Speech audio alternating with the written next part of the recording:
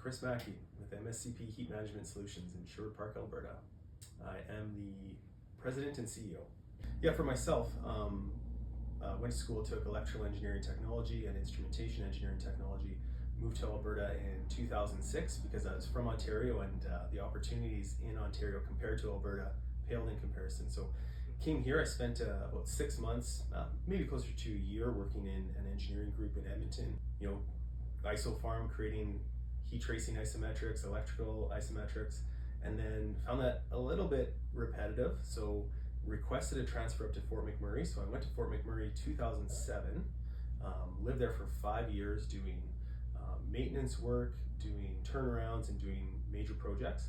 Really enjoyed that.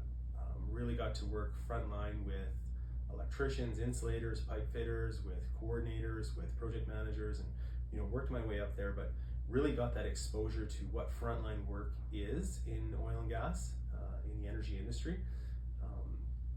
And then after doing that for about 5-6 years, I ventured out on my own, started MSCP 2011, with an idea that everything I'd seen, I thought there's a better way to do this. I see the way that we're doing it, but it feels like there can be a much better way to do that.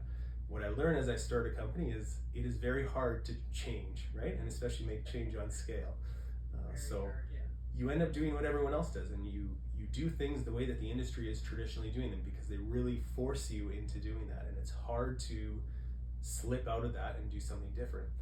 But around 2018-19, with changes in the industry, like always, we have the ups and downs of oil and gas, really went in on a new philosophy tied to working digitally. So digitally was always something we were trying to do at the front line, but very hard in a paper-based environment. So then in that 2018-19, really looked into using methodology and systems thinking to help impact what we were trying to do in the industry. And we did 2 different things there, which was one, theory of constraints, a gentleman named Goldratt, and another, Dr. Deming, in continuous quality improvement. Deming is like the godfather of quality. Everyone knows Deming, right? Goldratt is theory of constraints, which is choosing a constraint in your organization and leveraging everything against it so people can easily make a decision.